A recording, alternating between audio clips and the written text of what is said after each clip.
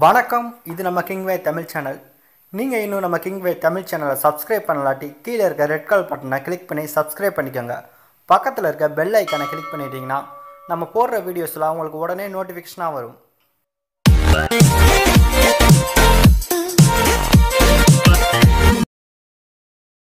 நம்ம சூர்யா அவர்களை பார்த்தீங்கன்னா செல்வராகவன் இயக்கத்தில் என்ஜிகே படத்தில் நடித்து முடிச்சிருக்காங்க. இந்த படம் மே 31 ரிலீஸ் ஆக இருக்கு.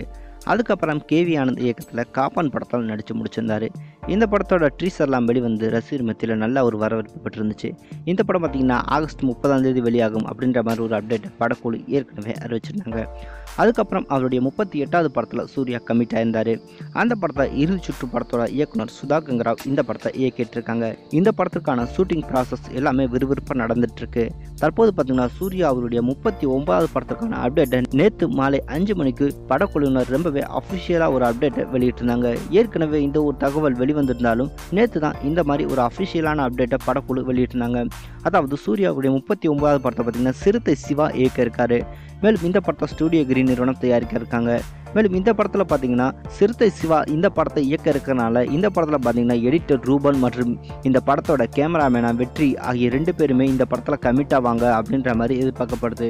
சூர்யாவுடைய இந்த 39வது படத்துக்கு மியூசிக் டைரக்டர் யாரு அப்படின்னு பார்க்கும்போது இமான் தான் இந்த படத்துக்கு மியூசிக் கம்போஸ் பண்ண போறாரு அப்படின்ற மாதிரி தகவல் வெளிவந்துட்டு இருக்கு. ஆனால் இது வரைக்கும் இது அஃபிஷியல் ஆகலை. ஆனால் ஏற்கனவே இந்த விஸ்வாசம் டீம் இணைஞ்சிச்சுன்னா கண்டிப்பாக இமானை இதில் கமிட் பண்ண அதிக வாய்ப்பு இருக்குது அப்படின்ற மாதிரி சொல்லிட்டு இருக்காங்க. ஏற்கனவே பார்த்தீங்கன்னா சிறுத்தை சிவா சிறுத்தை படத்தை முடிச்சதுக்கு அப்புறமா சூர்யா அவருடைய சேர்ந்து ஒரு படம் பண்ணணும் அப்படின்ற ஒரு பிளான்ல இருந்திருக்காரு. ஆனால் அப்போ பார்த்தீங்கன்னா சூர்யா அவர்கள் சிங்கம் சீரிஸ் அந்த ஒரு கட்டத்தில் இருக்கும்போது அவர் ரொம்பவே பிஸியாக இருந்ததுனால சிறுத்தை சிவா இயக்கத்தில் அவரால் எந்த ஒரு படமும் பண்ண முடியல. அதுக்கப்புறம் பார்த்தீங்கன்னா சிறுத்தை சிவா ரொம்பவே பிஸி ஆகிட்டாரு. அஜித் அவர்களுடைய வீரம், விஸ்வாசம், வேதாளம் அப்படின்ற அவருடைய அடுத்தடுத்த படங்களை இயக்கிறதுனால இங்கிட்டு சிவாவும் பிஸி ஆகிட்டாரு.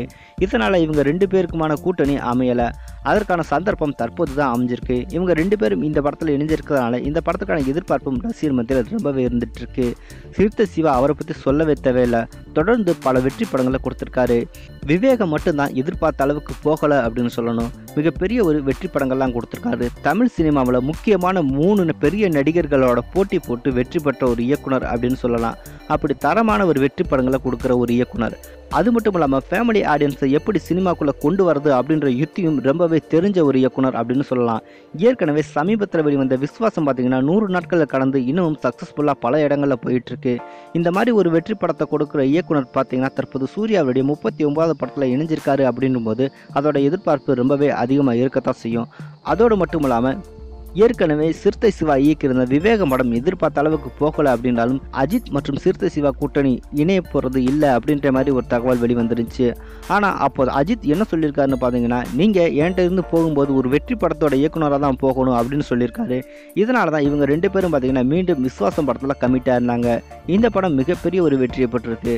தற்போது பார்த்தீங்கன்னா இதே மாதிரி ஒரு படம் அமையுமா அல்லது வீரம், வேதாளம் இந்த மாதிரி ஒரு ஜேனலில் ஒரு படம் அமையுமா அப்படின்ற மாதிரி சூர்யா ரசிகரோட எதிர்பார்ப்பும் ரொம்பவே இருந்துட்டு தான் இருக்குது.